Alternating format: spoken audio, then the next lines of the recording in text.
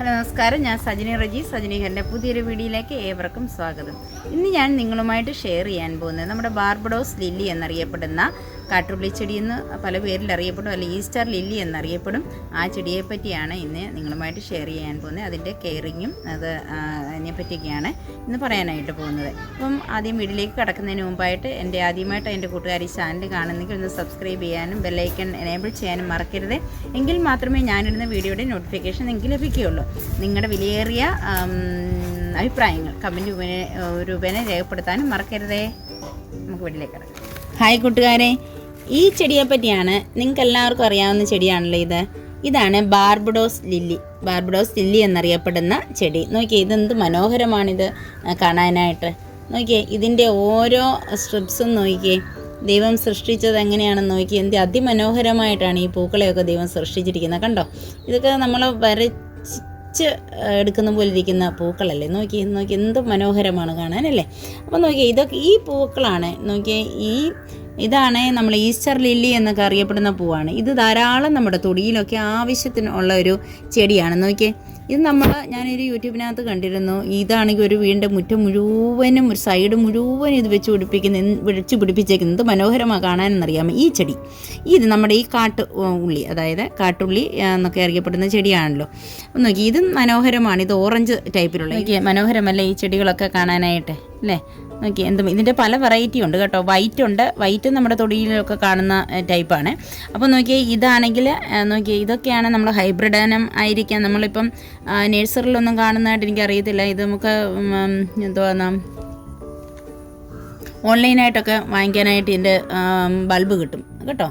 അപ്പോൾ നോക്കിയേ, ഇത് അതുപോലെ തന്നെ ഇതിൻ്റെ വേറൊരു കളറുണ്ട്. അതായത് റോസിൽ ഇടയ്ക്ക് വൈറ്റ് സ്ട്രിപ്സ് ഉള്ള, അത് നല്ല മനോഹരമാണ്. അതൊക്കെ കാണാൻ അത് എനിക്കുണ്ട് കേട്ടോ. അതിന് പക്ഷേ ഈ പ്രാവശ്യം പൂക്കളൊന്നും കിളുത്തില്ല.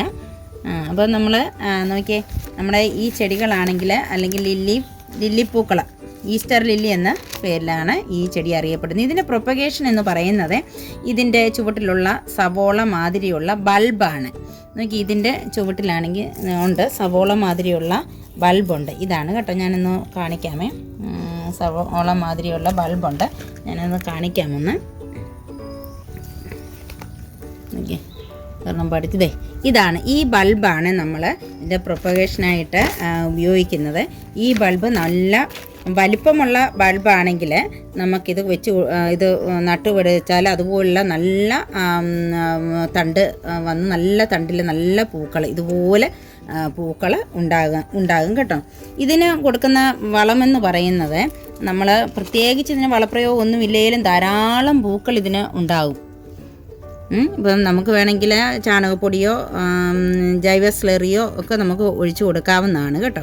ഇതിൻ്റെ ചുവട്ടിലാണെങ്കിൽ എപ്പോഴും ഒരു നനവുണ്ടായിരിക്കണം. ഇതുപോലെ ചുവട്ടിൽ എപ്പോഴും ഒരു നനവ് ഉണ്ടായിരിക്കണം. വെള്ളം നമ്മൾ പോട്ടിലാണ് നടുന്നെങ്കിൽ വെള്ളം കെട്ടി നിൽക്കാതെ നോക്കണം. വെള്ളം കെട്ടി നിന്നാൽ ഇതിലുണ്ടാകുന്ന ഈ ബൾബാണെങ്കിൽ, അത് ഈ ഉള്ളി ഉണ്ടല്ലോ, സവോള കണ്ടല്ലോ, ഇതാണെങ്കിൽ അഴുകിപ്പോകാൻ ആയിട്ട് ചാൻസ് ഉണ്ട്. ഈ സവോള വെള്ളം കെട്ടി നിന്നാൽ ഇതിൻ്റെ ഈ ബൾബാണെങ്കിൽ അങ്ങ് ചീഞ്ഞു പോകും. അതുപോലെ തന്നെ ഞാൻ പറഞ്ഞിരുന്നല്ലോ, ഇത് പല വെറൈറ്റിയിലുണ്ട്. ഓറഞ്ച് ഉണ്ട്, റെഡ് ഉണ്ട്. ഓറഞ്ച് കാണിച്ചല്ലോ, ഇത് ഓറഞ്ച് ഉണ്ട്, റെഡ് ഉണ്ട്, വൈറ്റ് ഉണ്ട്, റോസ് സ്ട്രിപ്സ് ഉണ്ട്. പക്ഷേ ഇതിൻ്റെ പൂക്കളെന്ന് പറഞ്ഞ് ഒരു തണ്ടിൽ ചിലപ്പം 4 ഫ്ലവർ കാണാം, ചിലപ്പോൾ ഇതിനകത്ത് 3 ഫ്ലവറേ ഉള്ളൂ കേട്ടോ. ഒരെണ്ണം നോക്കി വാടിപ്പോയിരിക്കുന്നത്. ഇതെനിക്ക് തോന്നുന്നു ഒരു 2 ആഴ്ചയോളം ഇതിൻ്റെ പൂക്കൾ വാടാതിരിക്കും. ഇതാണ് ആദ്യം ഉണ്ടായ പൂക്കളായോണ്ടായിരുന്നു. നല്ല വെയിലത്ത് നിന്നുകൊണ്ടാണ് തോന്നിയത് ഇത്രയും വാടിയത്. നോക്കി, ഉണ്ടോ ഇതിനും 3 ഫ്ലവറേ ഉള്ളൂ കേട്ടോ. ചില വരുന്ന ഈ തണ്ടയിലാണെങ്കിൽ 4 ഫ്ലവറൊക്കെ ഉണ്ടാകാറുണ്ട്. അപ്പോൾ ഞാൻ ഒരു 2 ആഴ്ചയോളം ഇതിൻ്റെ പൂവ് വാടാതെ ഇരുന്നോളും. നല്ല വെയിലത്ത് നിന്നാലും ഇത് നല്ലതായിട്ടുണ്ടാകും. അതുപോലെ തണലത്തായാലും നിന്നാലും ഒരു കുഴപ്പവുമില്ലാത്ത ചെടിയാണിത്. പക്ഷേ ഇതിനെന്തെങ്കിലും അസുഖമായിട്ട് ചീയൽ രോഗമോ വല്ലതും വന്നാൽ ഇതിന് നമുക്ക് സൂഡോമോണസ് കലക്കി ഒഴിച്ചു കൊടുക്കാവുന്നതാണ് കേട്ടോ.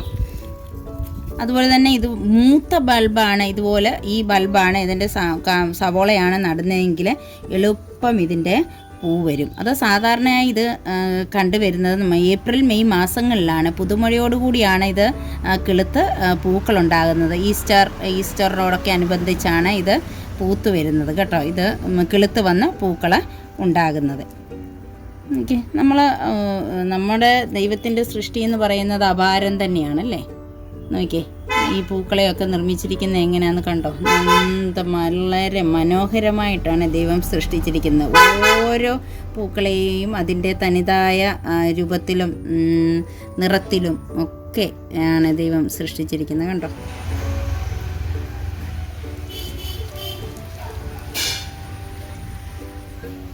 അപ്പോൾ ഇതിൻ്റെ പൂക്കളൊക്കെ വന്നതിന് ശേഷം ഇതിൻ്റെ ഈ ഇലകളൊക്കെ ആണെങ്കിൽ അങ്ങ് കരിഞ്ഞു പോവും.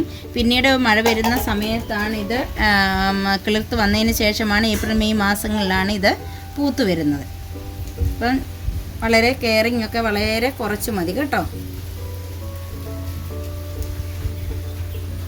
അപ്പം നിങ്ങൾക്ക് എൻ്റെ ഈ ഈസ്റ്റർ ലില്ലി അല്ലെങ്കിൽ ബാർബഡോസ് ലില്ലി എന്നറിയപ്പെടുന്ന ചെടി ഇഷ്ടമായെങ്കിൽ നിങ്ങളൊന്ന് ലൈക്ക് ചെയ്യാനും ഷെയർ ചെയ്യാനും സബ്സ്ക്രൈബ് ചെയ്യാനും മറക്കരുത്.